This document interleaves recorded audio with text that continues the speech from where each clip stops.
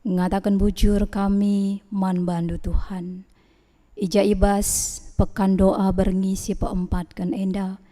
Igejapkan kami tetap kuasa ras keleng atendo ngarak-ngarak kami. Maka iatan kendudenga kami guna jumpa ras Tuhan. Arah pekan doa kami enda.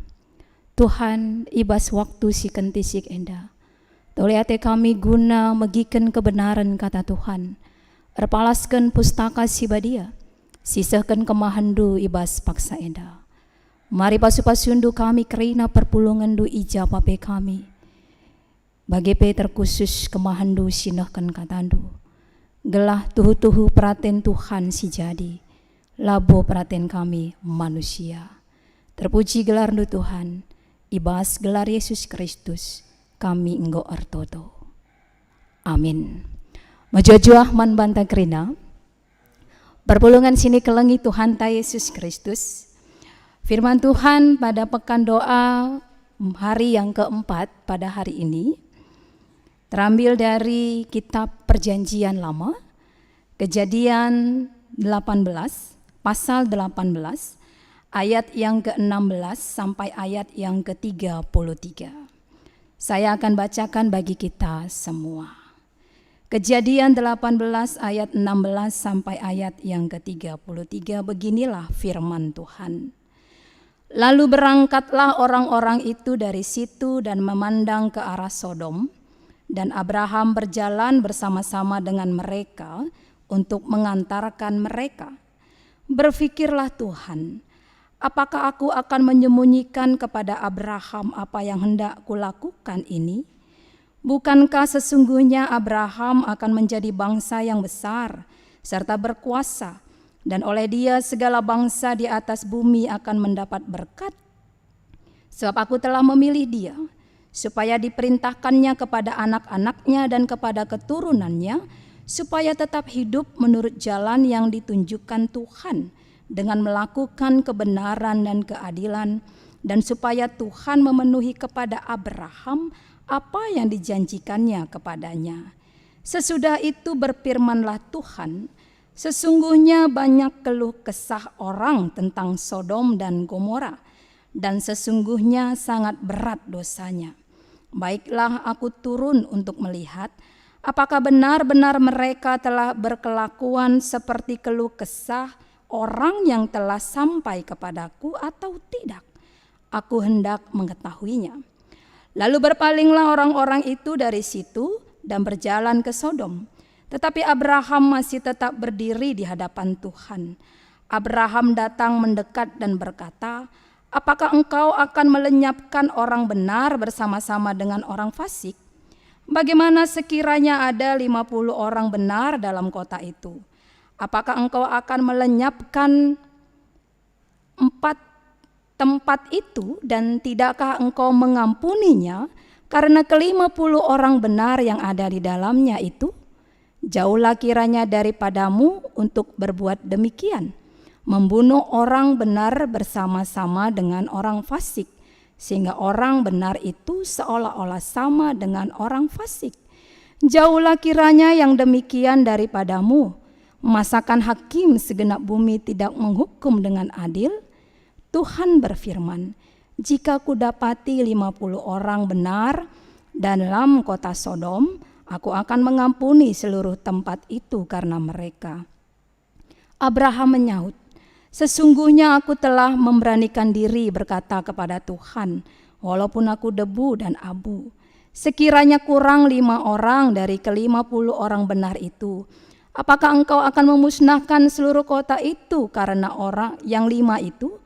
Firman-Nya, aku tidak memusnahkannya jika kudapati 45 di sana. Lagi Abraham melanjutkan perkataannya kepadanya, sekiranya 40 didapati di sana.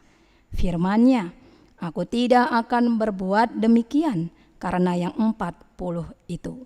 Katanya, janganlah kiranya Tuhan murka kalau aku berkata sekali lagi, sekiranya 30 didapati di sana. Firman-Nya, aku tidak akan berbuat demikian jika kudapati 30 di sana. Katanya, Sesungguhnya aku telah memberanikan diri berkata kepadamu Tuhan, sekiranya 20 didapati di sana. Firman-Nya, aku tidak akan memusnahkannya karena yang 20 itu. Katanya, janganlah kiranya Tuhan murka. Kalau aku berkata lagi sekali saja, sekiranya 10 didapati di sana. Firman-Nya, aku tidak akan memusnahkan karena yang 10 itu. Lalu pergilah Tuhan setelah ia selesai berfirman kepada Abraham, dan kembalilah Abraham ke tempat tinggalnya. Amin. Sampai di sini firman Tuhan yang menjadi dasar bagi kita dalam pekan doa malam yang keempat hari ini. Saudara yang dikasihi Tuhan kita Yesus Kristus, tak henti-hentinya kita patut bersyukur atas kebaikan Tuhan, sehingga di malam hari ini kita masih diperkenankan untuk menyembah Dia dan memuji nama Tuhan. Percayalah itu bukan karena kekuatan kita, tapi karena Tuhan yang berkehendak untuk kita menyembah dan memuji Dia. Amin. Ada yang mengatakan sikap doa seseorang secara pribadi kepada Tuhan dari ucapan-ucapannya, maka orang itu bisa dinilai bagaimana kepribadiannya di dalam doanya. Itu ada sebuah ungkapan. Tapi sebenarnya kita tidak bisa mengevaluasi seseorang di dalam doa pribadinya kepada Tuhan. Sebab doa berarti berkomunikasi secara pribadi kepada Tuhan. Kita tidak boleh mengevaluasi seseorang. Tapi sebenarnya kita bisa mengevaluasi doa kita sendiri. Apakah doa kita terlihat kita mengenal Tuhan yang benar, Tuhan dalam pengertian yang benar pada diri kita? Apakah kita seorang yang egois? Atau apakah kita adalah orang yang hanya mementingkan diri kita saja? Sehingga di dalam doa-doa kita sering hanya menyebut kebutuhan-kebutuhan kita saja. Saudara yang dikasihi Tuhan kita Yesus Kristus, pada hari yang keempat hari ini, firman Tuhan yang sampai kepada kita, yaitu doa syafaat Abraham. Dari doa syafaat Abraham ini, kita bisa mengevaluasi sedikit tentang diri kita, tentang doa-doa kita. Dan kita juga bisa belajar bagaimana doa syafaat Abraham. Dalam hal ini, kita bisa melihat 3 bagian dalam perikop firman Tuhan bagi kita di hari ini. Yang pertama, pada ayat yang ke-16 sampai ayat yang ke-19, bagaimana janji Tuhan kepada Abraham. Yang kedua, pada ayat 22 sampai 32, kita bisa melihat bagaimana Abraham berperan sesuai dengan statusnya. Yang ketiga, bagaimana Tuhan yang mendengarkan doa Abraham. Itu pada ayat yang ke-33. Saudara-saudara, yang pertama tadi, bagian yang pertama, bagaimana janji Tuhan kepada Abraham. Itu tertulis dalam ayat 16 sampai ayat yang ke-19. Saudara-saudara, setelah Tuhan menemui Abraham bersama Sarah dalam perikop firman Tuhan sebelumnya, lalu berangkatlah mereka dikatakan. Dan diyakinkan itu adalah Allah bersama malaikat yang hadir ketika itu.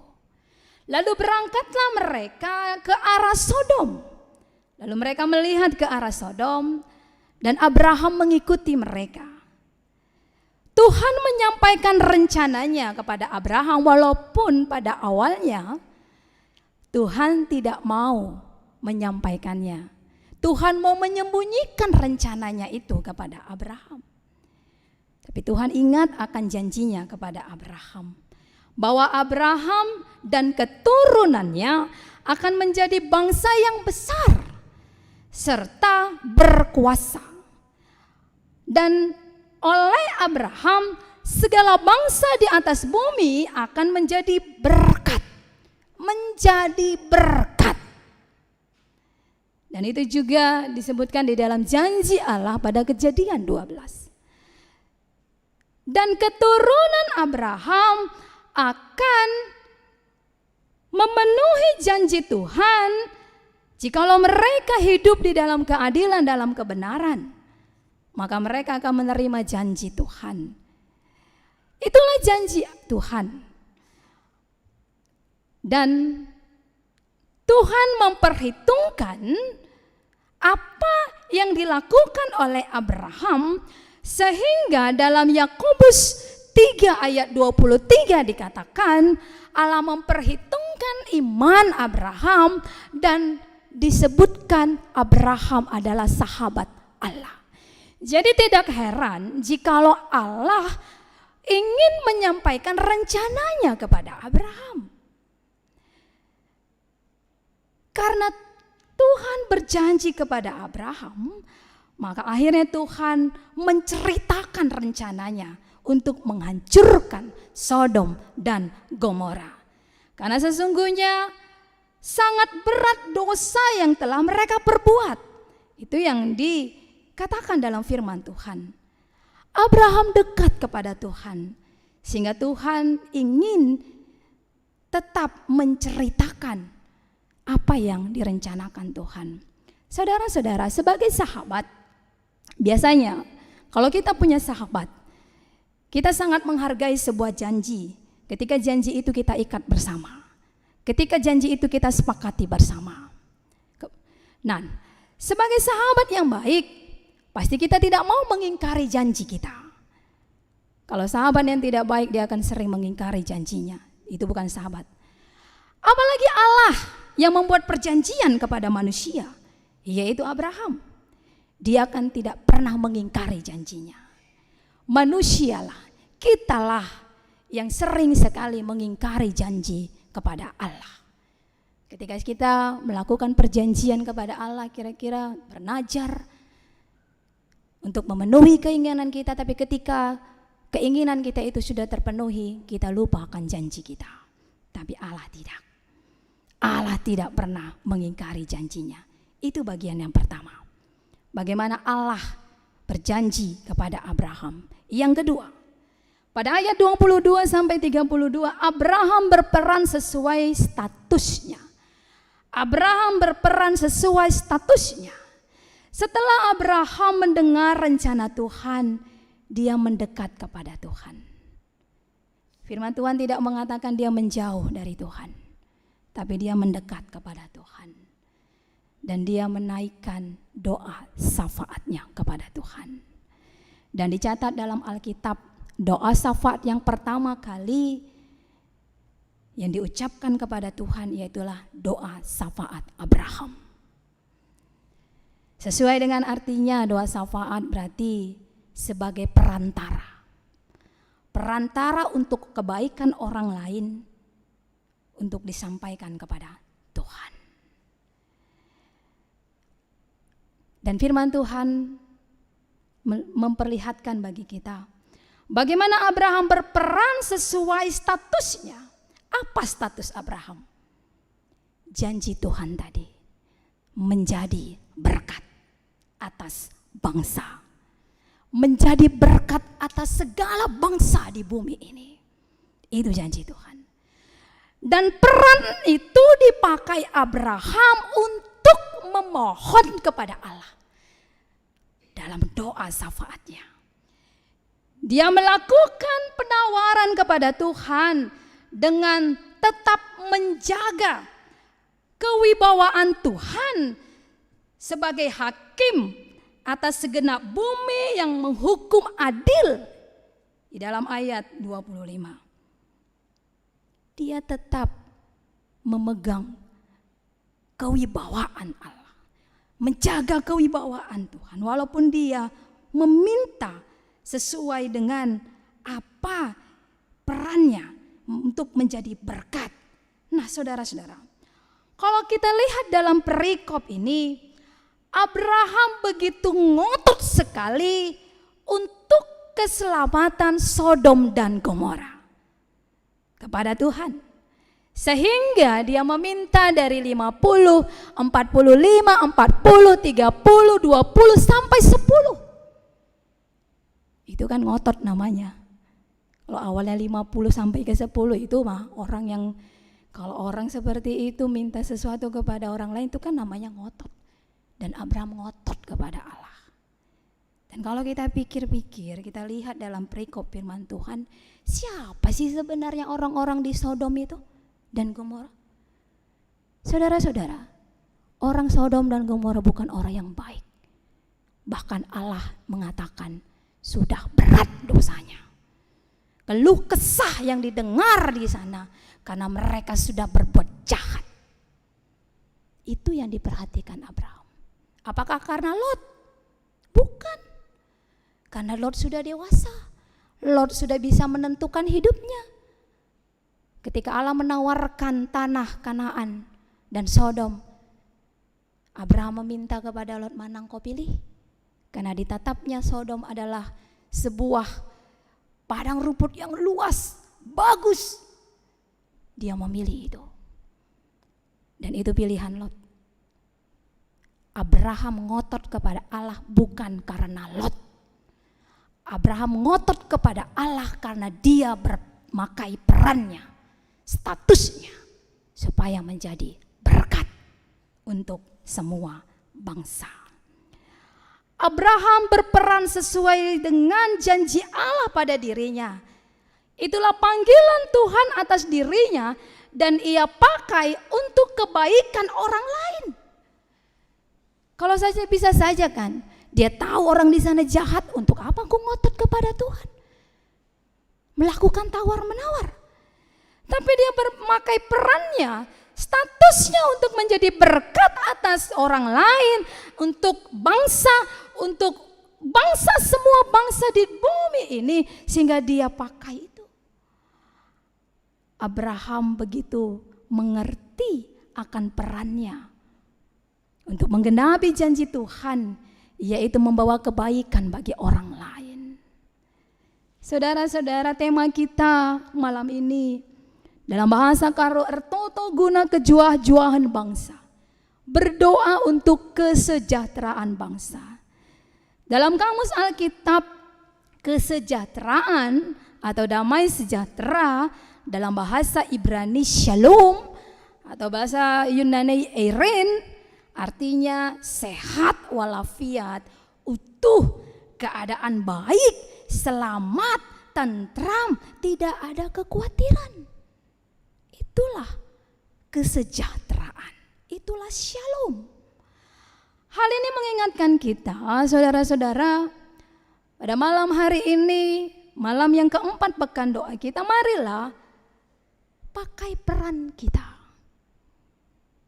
Kita selalu mengatakan bahwa kita mau menjadi berkat buat sekitar kita. Itu peran kita. Matius 5 ayat 13 sampai 16 mengingatkan kita ini adalah garam dan terang dunia. Jadi membawa arti yang baik, berdampak, menjadi berkat, itu yang diingatkan firman Tuhan bagi kita di hari ini. Menjadi berkat bagi setiap orang, terutama bagi bangsa kita saat ini. Kita selalu mengatakan tidak ada yang kebetulan, setiap hal yang terjadi di dalam hidup kita, di dalam dunia ini. Terlebih keberadaan kita di tengah-tengah bangsa ini. Keberadaan kita sebagai warga negara Indonesia. Keberadaan kita juga sebagai warga kerajaan Allah. Tidak ada yang kebetulan. Tuhan sudah pakai itu semua. Karena tidak ada yang kebetulan, maka pasti ada tujuan Tuhan bagi hidup kita. Seperti tidak ada yang kebetulan bagi Abraham ketika dia dipilih, dipanggil Allah untuk menjadi berkat. Seperti dalam bahan responsoria kita tadi yang terambil dari Yeremia 29 ayat 4 sampai ke 7. Bagaimana firman Tuhan menginginkan bangsa Israel tetap menjadi berkat walaupun masih dibuang di tanah Babel. Firman Tuhan mengatakan di dalam ayat yang ke-7, usahakanlah kesejahteraan kota. Kemana kamu aku buang, dan berdoalah untuk kota itu kepada Tuhan, sebab kesejahteraannya adalah kesejahteraanmu. Kesejahteraannya adalah kesejahteraanmu. Dan dituliskan juga di dalam 1 Timotius 2 ayat 1 sampai ayat yang keempat. Saya akan bacakan bagi kita semua. 1 Timotius 2 ayat 1 sampai yang keempat. Pertama-tama aku menasihatkan, naikkanlah permohonan, doa syafaat dan ucapan syukur untuk semua orang, untuk raja-raja dan untuk semua pembesar, agar kita dapat hidup tenang dan tentram dalam segala kesalehan dan kehormatan. Itulah yang baik dan yang berkenan kepada Allah Juru Selamat kita, yang menghendaki supaya semua orang diselamatkan dan memperoleh pengetahuan akan kebenaran. Itu peran kita. Itu status kita. Oleh sebab itu firman Tuhan mengingatkan kita, saudara-saudara, janganlah kita menjadi orang yang egois. Janganlah kita menjadi orang yang hanya mementingkan diri kita sendiri, yang hanya menginginkan ataupun mengingat kebutuhan-kebutuhan kita saja untuk disampaikan kepada Tuhan di dalam doa-doa kita. Sejahtera bangsa ini adalah sejahtera bagi kita juga. Mungkin saat ini tidak banyak yang bisa kita lakukan untuk kebaikan bangsa ini, tapi kita bisa menaikkannya di dalam doa kita. Mungkin kita bukan sebagai penentu untuk kesejahteraan bangsa ini. Kita bukan penentu untuk menstabilkan ekonomi saat ini. Tapi kita diingatkan hal yang kecil saja menjadi pendoa syafaat bagi dunia ini, bagi bangsa ini. Begitu juga di dalam pelayanan-pelayanan yang sangat terbatas untuk kita lakukan. Tapi pelayanan doa syafaat tidak pernah terbatas oleh ruang dan waktu. Tidak pernah terbatas dalam apapun, kapanpun, dan bisa menjangkau sejauh mungkin.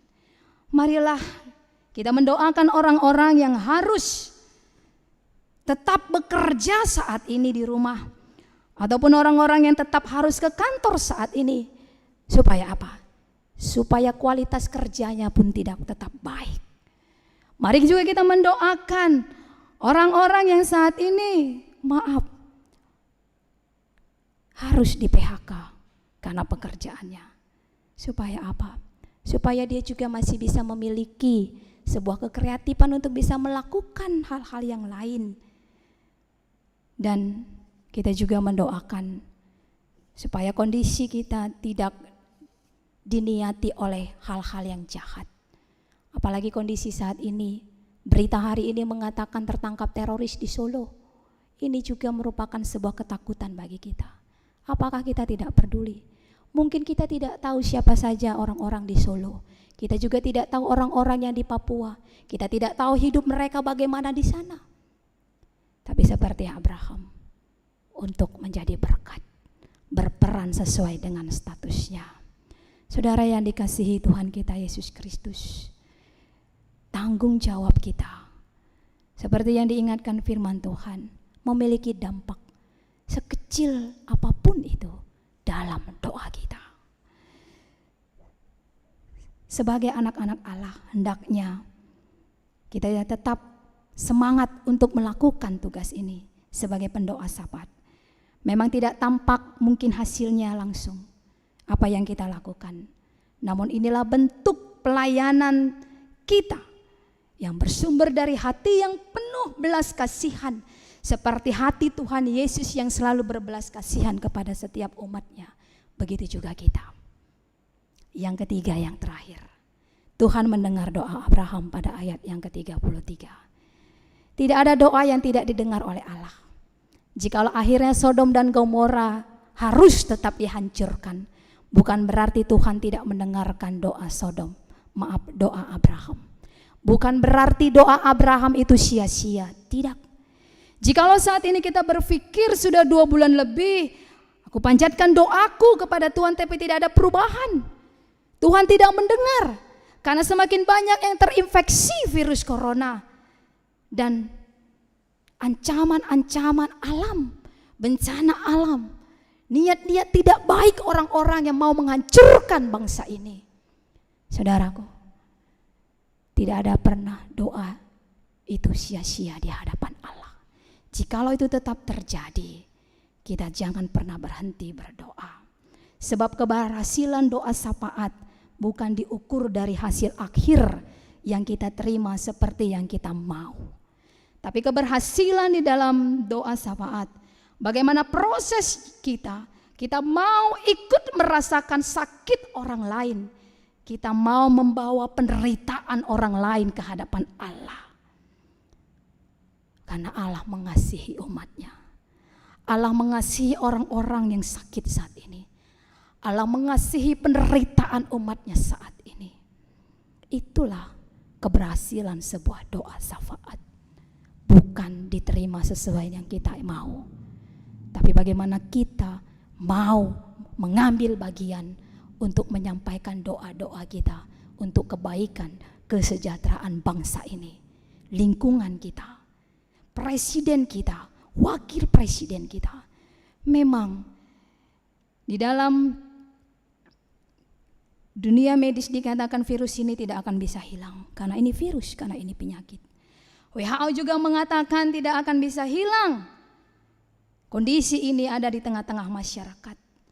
Dan presiden kita juga mengatakan kita harus berdampingan hidup dengan COVID-19. New normal, perubahan perilaku itu yang bisa kita lakukan saat ini. Marilah saudara-saudara, jangan pernah berhenti. Minta kepada Tuhan agar kita tetap dikuatkan dan kita mau dipakai untuk menjadi pendoa-pendoa syafaat untuk kebaikan bangsa ini. Jangan jadi orang yang egois, jangan jadi orang yang mementingkan diri sendiri, karena kita ini adalah dipakai untuk menjadi berkat. Pakai peran kita, karena status kita di dunia ini untuk menjadi berkat. Tuhan memberkati. Kita berdoa. Bapa dalam surga, terima kasih kembali Engkau mengingatkan kami di malam hari ini. Seperti Abraham yang Engkau pakai menjadi berkat bagi dunia ini. Kami percaya kami juga Engkau pakai menjadi berkat bagi dunia ini. Bagi lingkungan kami, bagi bangsa kami. Ajari kami Tuhan, sehingga kami tidak menjadi orang yang egois, mementingkan diri sendiri. Tapi kami mampu untuk menyampaikan segala permohonan kami.